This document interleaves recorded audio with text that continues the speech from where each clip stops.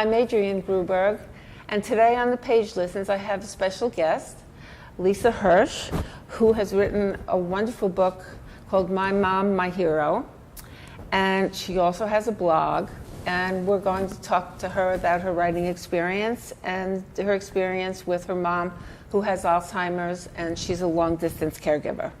So, with that as a basis... Hi, Adrienne. Hi. I'm glad to be here. I'm glad you're here. How and when did you discover that your mother was diminishing and getting Alzheimer's? Two things. Actually, my mom's younger brother passed away from it, but he had Alzheimer's, and he lived in Florida where my mom lives. Mm-hmm. And my aunt kept calling my mother kept calling me and telling me something was wrong with my mother. And when I would see my mother, I actually thought she was saying it out of maybe jealousy that her husband was so ill, my uncle, and I didn't really see anything. So I really think I lived in denial. Mm-hmm.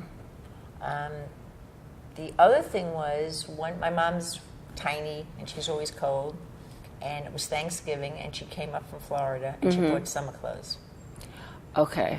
And it was, why'd you bring summer clothes? And she said, I don't know, that's just what I packed. And again, it didn't register. I think I lived in denial. I mean, I really, really do. When I look back at things that she said, like she had told me she went to one of her doctors, and the same place she always had gone for years, and she couldn't remember how to get there. There were things said, and I just didn't recognize it. Did she drive? She drove.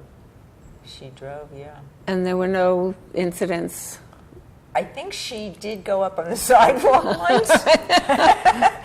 And I think she might have scraped a car in a parking lot, but no. Okay, no, but nothing. She didn't get hurt. Okay. No, she drove for quite a few years. That was really the beginning, and I think when people have the disease in the beginning, they're still able to do that. Everyone's different. But. Mm-hmm. When did you first feel the desire or the need to write? Which was it? And did you blog for yourself or for other people? Yeah. My mother and I love my mother, but we had, for me, a difficult relationship, and probably she would agree. Mm-hmm. I think we really clashed in personality. And when I realized my mother was ill, I started to call her every single day. I spoke to her every single day for 9 years, up until she's in the nursing home now. And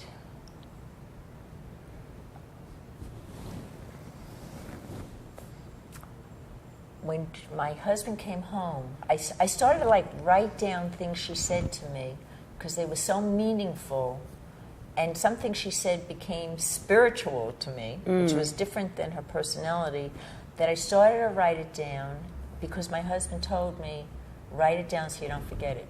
Because my husband is a wonderful writer. He should have written a book that he never did. And it was his encouragement. He said, get a journal and write it down. That's great. Yeah. That he had that insight. But it all, right. And that you picked up on it. Picked up on it. I mean, he'll always write. He could read an article and then writes his feelings about it. He's always writing. Mm-hmm. So yes, he was definitely an influence on me on doing that. And it was really very meaningful things that it wasn't the thought of, well, in 10 years or 5 years she won't be around or she won't be able to speak anymore. Right. I wasn't even getting into that part of the disease. Right. It was just it was so meaningful to me that I just kept writing. And how often did you blog? I didn't even blog then. Oh, no, so you were just keeping a journal. Every single day. Well, I talk about journaling a lot on the Page Listens. It's, right. To me, it was a lifesaver. there was things that I wrote that made me smile, that made me laugh, and things that brought tears to my eyes that were said. I don't even know why, and it was also my shift in our relationship. Mm-hmm. I definitely had an unconditional love for her after she became ill. She could do no wrong. And I don't know, again, then maybe both our personalities changed. Do you ever go back to your original writing and look it over? It's in my blog. In my book, it doesn't start from the original writing, but it starts from a lot of, going back for quite a few years. But do you look back? To read it? Yeah, because it's different. Well, I've read the book for a few times. That's and I want to true. read it again. And actually, I just had it made into an audio. And this woman with this fabulous English accent from England, I had to listen to each chapter. So yes, I recently heard everything over the summer. That's great. Yeah, it was. I actually said, did I write that? Because it sounded great with her accent. It was amazing. How long had the blog been up when you decided to turn it into a book? That's even probably more profound for me. When I started writing my feelings, and it wasn't just comments of what my mother said, and I started to really write, and then I went back into my childhood and things that were difficult. It brought up feelings of how could I love her so much now? And she was a tough love mother, and so I started to really write about it. And then I thought of writing a memoir. Right.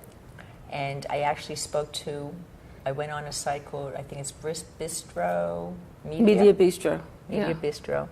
And I met this wonderful man who had a bestseller, who I met for lunch. He mentored me through all this. Wow. I wanted to hire him, but it was very expensive.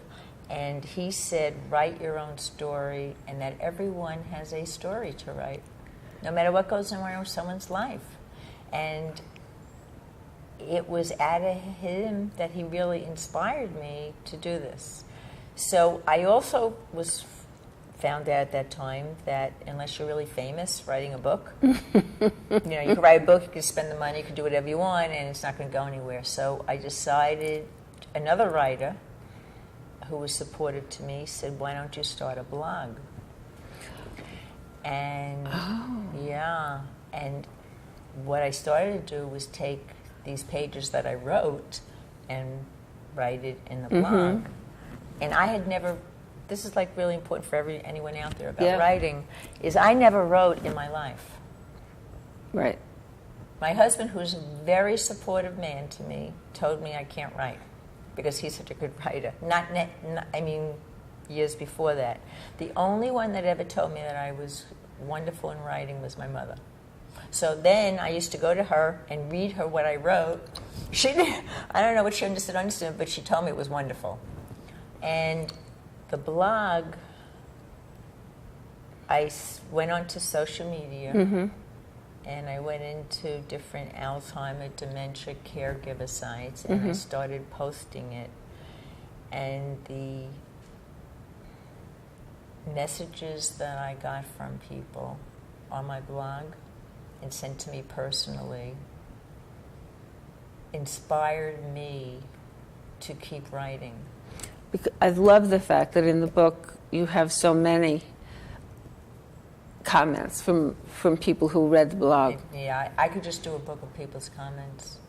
It's amazing to me as a caregiver that, and it doesn't matter what the disease is, because I would think no matter what it is, human beings go through the same things.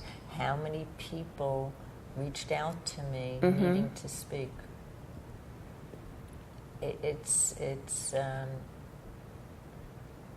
touches me deeply. So for me, the writing for me is really for me to let go of my feelings, which is still continuing today.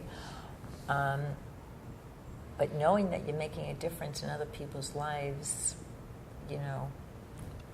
And it's so rewarding. It's and like what you're doing. It's very rewarding. It's what you're doing. It's very rewarding. It's what you do and all the people that you support.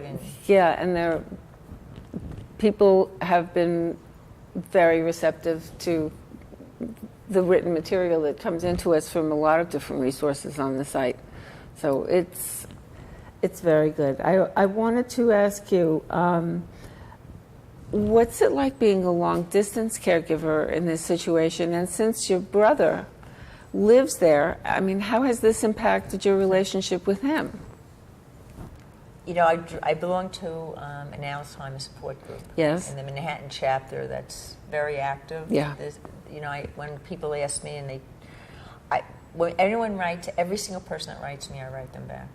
And I am not there to give them advice. I'm not Dear Rabbi. I don't know what to give them, but I will mention to a lot of them to reach out to maybe their Alzheimer's local chapter. And a lot of them do not have what New York City offers.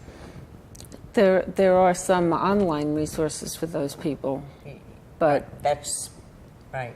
But I mean, but that was also your need. You did this also knowing there's a need out there. Yeah, but I mean, when we first started up and went to the Alzheimer's Association to get materials from them to be able to put resource information on the site, they sent us an amazing package of materials because the need is so great. And they seem to have a lot of things going on everywhere, but everywhere is relative. Big cities, even in small states, there are bigger cities, and not everybody has access to them. So online support groups are very important. Right. And it's very needed. I mean, I even have people nurses in the healthcare write me. And I have people that have lost a loved one 12, 14 years ago that are still reading. Yeah. They haven't healed. But being my brother. Yes, your brother. My brother and I, if I could take Alzheimer's away from my mom, poof, it would be out of here. But out of her disease, I was given this chance in my life to have a mother that I adore and a brother that I was never that close with. We're 5.5 years apart. He used to live out in California. We have become really close, and I have so much respect for him. So part of where I brought up my group was I hear in my group a lot of there's adult children in the group. Siblings are not supportive. And there's could be 2 or 3 children, and only one's taking care of the parent, and the other 2 are not involved. So I've been really fortunate. But out of that, this is why my brother was in the hospital he's fine, but he was in the hospital for about a week, and then they had a planned trip to New York, and he just left on Sunday, and he did not see my mother for about a month. And I certainly would not be upset with him. But when I found that out, because he asked me how Mom's doing, because Lisa calls the nursing home every day to talk to the nurses, I really got upset that my mother had no one from the family visiting her. I really, Adrienne, I am telling you that when I put him back on the plane Sunday, on Monday I woke up feeling so much better. Knowing that he'd be there. I immediately called the head of the nursing, and I think she gets wonderful care, and just said, I know my mother does not realize or know that anyone came. She has no idea. Right. I mean, when I go to see her, it's like when I leave that second, she doesn't even know that I'm there. Or if she goes around the corner, she doesn't know that I'm there. So as the disease progresses in that way, but me just knowing that there wasn't a family member there made for me as a long-distance caregiver even more difficult. Where do you see your writing taking you at this point? Do you see another book? Of comments, as you said, there's a book there. Yeah. I've thought about another book. I might be doing another book in January. See, I go to see my mother every few months. It's far away. I mean, it's a plane ride. It's not a car ride, and it's not that far. I mean, it's not like it's in Europe. And I stay for a few days, and it's costly, and it's also for me. It becomes very emotional because not seeing her. Although my brother sends me videos at time to time, I don't know what to expect, so I get a little nervous, and then I come back, and then I'm sad that I miss her. So, but in January, I'm going to be there for a whole month. Wow. Yeah. That's a commitment. Yes, and I'm excited, and I'm very nervous because one of the things as being a long-distance caregiver is people that live near their parent and go into a facility, if they're in one, every single day, it's got to be so draining on them. Yeah. So I know I'm putting myself in this position because I plan to go there every day. I may not spend hours there. Right. But I want to go there every day because for me, and she is still speaking, it's important to spend that time with her. So the book part is maybe, I know that, goes to the writing. I already told my husband, we have to bring 2 computers, and because I know that for me, I will be writing every day. That's going to help me get through it. Has he done any writing on you? Just the intro in the book, which is great.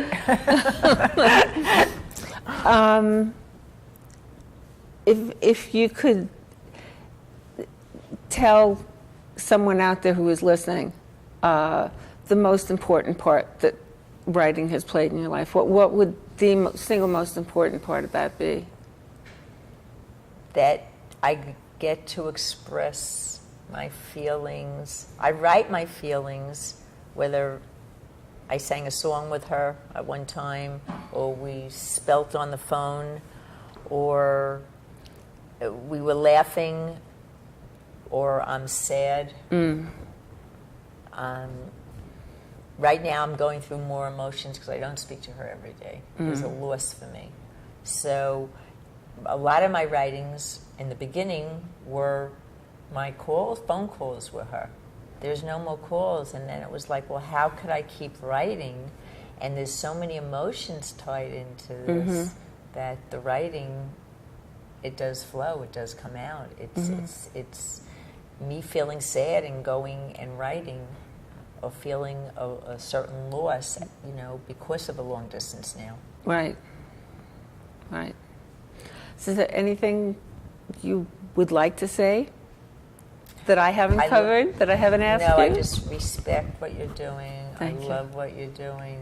I know that you are making a big difference in people's lives. Thank you. So, I appreciate that. And I know it's amazing how much when you give something, what you get back. So I encourage anyone and everyone to, doesn't matter if you can write or not, just write what you're feeling, because it will somehow comfort you. Thank you. I agree. Now, I love the vignettes. I love the little stories about your mom counting backwards. It's amazing. Could be crystal clear. I love that. So where can people get your book? So I self-published because it's very you can't even get it to anyone to publish unless whatever you have an agent. So I self-published, and I'm on Amazon, and it's in the format of now in audio. E-book. Right? Yeah. British. It's e-book and the paperback book. Terrific. So once again, one of the things I just want to say, one of the things about the book, which is amazing, this part of it's amazing, you can open up any place, any chapter, and just read. It's not a story. That's true. And there's things and emotions that I am going through. Even if I'm laughing with my mother and counting backwards, it's like all of a sudden she'll say to me, Are you my mother? Mom, we've been talking for the last hour. I've been with you for 2 days, you know. And so there's emotions tied with that. But it says any place you pick it up, it's just somehow soothes someone, or they can have some insight into something. Yep. So anyway, the book again is My Mom, My Hero, and it's by Lisa Hirsch. Thank you for being my guest. Oh, My first guest. Am I really? Yes. Oh my God, Yes. I'm honored. And Wow. I hope we'll hear from you again. I love it. Good. I love to know what you're doing and do it with you. Thank you.